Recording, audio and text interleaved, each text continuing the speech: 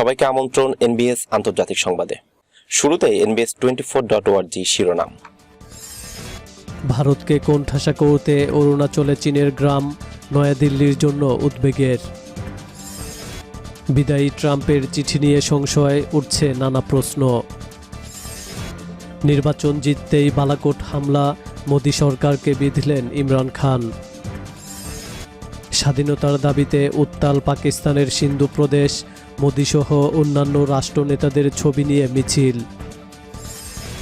গ্রিসে খ্রিস্টান ধর্মগুরু ইডুতিমুসের ইসলাম অবমাননাকর বক্তব্যের নিন্দা জানিয়েছে তুরস্ক।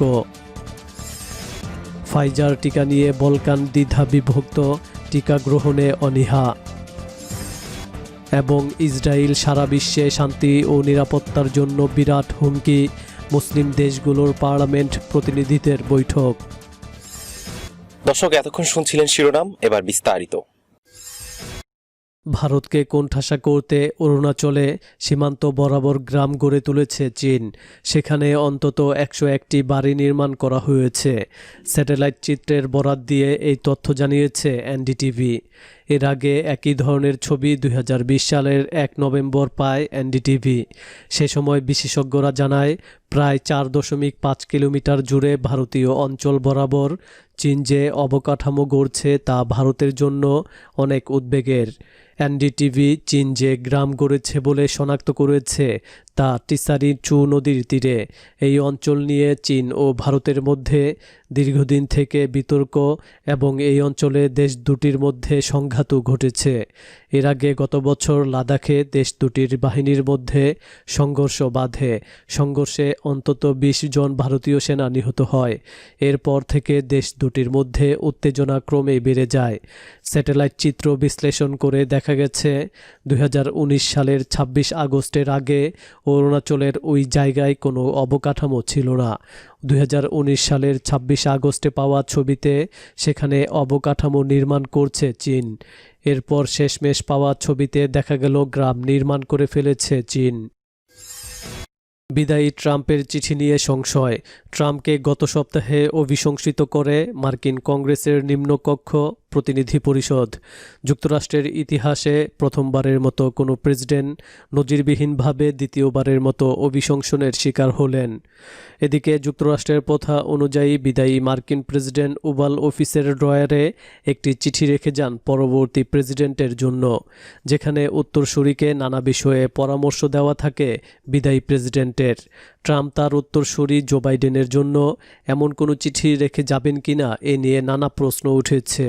যুক্তরাষ্ট্রের সর্বশেষ নবনির্বাচিত প্রেসিডেন্ট জো বাইডেনকে লেখা চিঠিতে তিনি কী পরামর্শ দিতে পারেন তা নিয়ে তৈরি হয়েছে কৌতূহল। অথবা তিনি আদৌ চিঠি লিখবেন কিনা তা নিয়েও সন্দেহ রয়েছে অনেকের। যদিও রেখে যান তাহলে কী লেখা থাকতে পারে সেই চিঠিতে তা নিয়ে কৌতূহলের অন্ত নেই নানা মহলে। তবে আপাতত এই প্রশ্নের উত্তর মিলছে না। সাবেক মার্কিন প্রেসিডেন্ট বারাক ওবামার রেখে যাওয়া এমন চিঠি ডোনাল্ড ট্রাম্প অতিথিদের দেখাতেন। সাবেক পূর্বসূরি হিসেবে ওবামা দেশের গণতন্ত্র ও সংবিধানের সমুন্নত রাখার চমৎকার সব কথা লিখেছিলেন। সাফল্য কামনা করেছিলেন উত্তরসূরি প্রেসিডেন্ট ডোনাল্ড ট্রাম্পের। 20 জানুয়ারি সকালে প্রেসিডেন্ট হিসেবেই ডোনাল্ড ট্রাম্প হোয়াইট হাউস ত্যাগ করবেন। জো বাইডেন যুক্তরাষ্ট্রের 46তম প্রেসিডেন্ট হিসেবে শপথ নেওয়ার আগেই তিনি শেষবারের মতো এয়ারফোর্স 1 বিমানে করে 4 বছরের আবাসন ত্যাগ করবেন। যুক্তরাষ্ট্রের নবনির্বাচিত প্রেসিডেন্ট জো বাইডেন যখন দেশটির 46তম প্রেসিডেন্ট হিসেবে শপথ নেবেন তার আগে সকালেই হোয়াইট হাউস ছাড়বেন প্রেসিডেন্ট ডোনাল্ড ট্রাম্প। যদিও এর আগে ট্রাম্প শপথের আগের দিন মঙ্গলবারই ওয়াশিংটন ডিসি ছেড়ে যাওয়ার ঘোষণা দিয়েছেন। নির্বাচন জিততেই বালাকোট হামলা, মোদি সরকারকে বিঁধলেন ইমরান খান। বালাকোট হামলা সংক্রান্ত হোয়াটসঅ্যাপের চ্যাট ফাঁস কাণ্ডে এবার সরব পাকিস্তানের প্রধানমন্ত্রী ইমরান খান। তার দাবি 2019 সালের লোকসভা নির্বাচন জিততেই এই হামলা চালানো হয়েছিল। সম্প্রতি সাংবাদিক অর্ণব গোস্বামী এবং টিআরপি মামলায় ধৃত বিএআরসির প্রাক্তন সিইও পার্থ দাশগুপ্তের কথোপকথনে বালাকোট নিয়ে আলোচনা সামনে এসেছে। অভিযোগ উঠেছে, জাতীয় নিরাপত্তা সংক্রান্ত বেশ কিছু তথ্য আগে থেকেই জানতেন অর্ণব। নেটিজেনদের দাবি, অর্ণবের কথায় ইঙ্গিত মিলেছে তিনি বালাকোট এয়ার স্ট্রাইকের কথাও আগে আগেভাগে জানতেন। তারপর থেকেই শুরু হয়েছে বিতর্ক।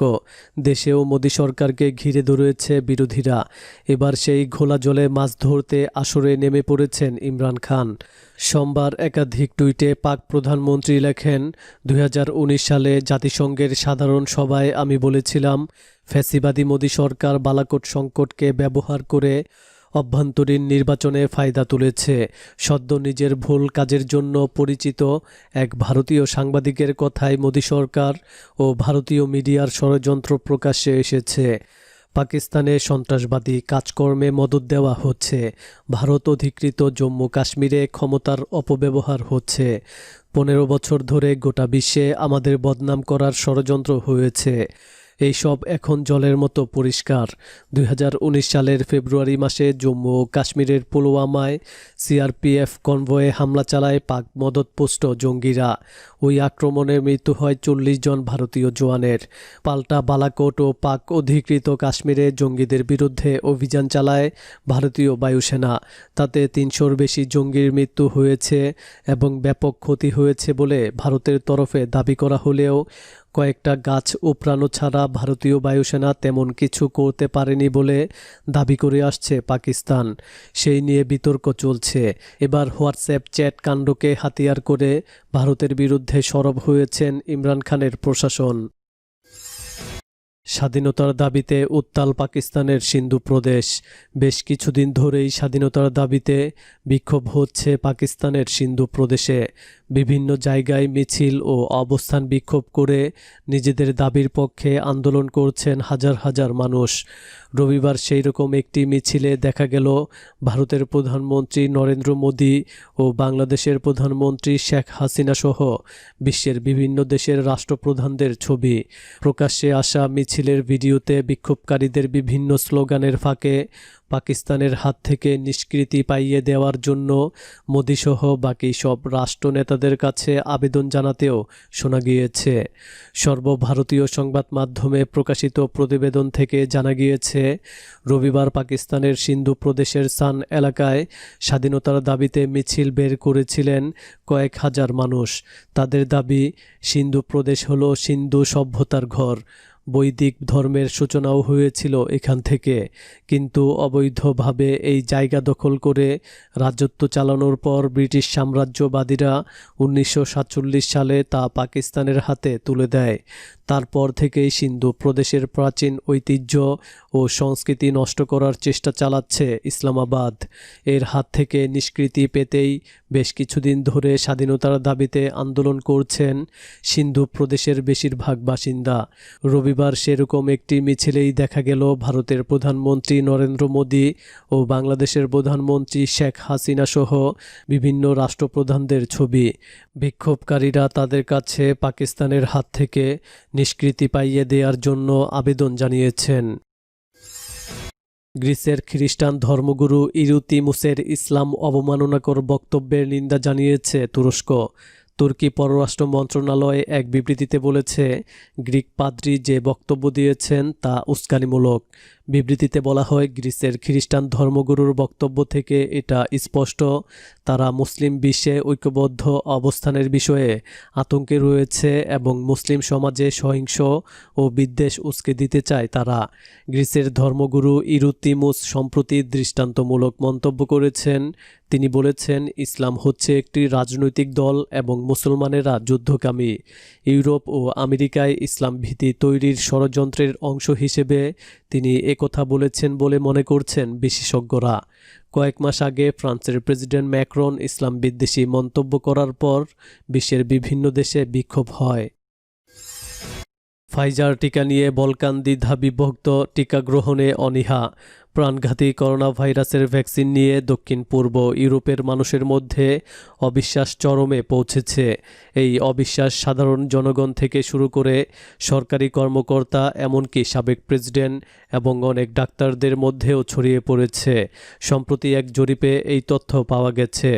যেসব দেশে টিকাদান কর্মসূচি মারাত্মকভাবে ব্যাহত হচ্ছে তার মধ্যে রয়েছে চেক প্রজাতন্ত্র, সার্বিয়া, বসনিয়া, রোমানিয়া এবং বুলগেরিয়া। এসব দেশের মানুষের মধ্যে এই ধারণা ছড়িয়ে পড়েছে যে ইউরোপ ও আমেরিকার কোম্পানিগুলোর তৈরি করা ভ্যাকসিনের মাধ্যমে দেহে অতি শুকনো সিলিকন কণা বা মাইক্রোচিপ ঢুকিয়ে দেওয়া হচ্ছে। যে সমস্ত কোম্পানির মাধ্যমে টিকা প্রদান করা হচ্ছে তারা এরই মধ্যে দক্ষিণ পূর্ব ইউরোপে তাদের টিকাদান কর্মসূচির গতি দিতে বাধ্য হয়েছে। বলকান অঞ্চলে পরিচালিত সাম্প্রতিক এক জরিপ ফলাফলে হুঁশিয়ারি উচ্চারণ করে বলা হয়েছে, এই অঞ্চলের একটি বিরাট সংখ্যক মানুষ ভ্যাকসিন গ্রহণ করতে রাজি নন। ইউরোপের অন্য যে কোনো এলাকার চেয়ে এই অঞ্চলে টিকা গ্রহণের ব্যাপারে অনীহা বেশি।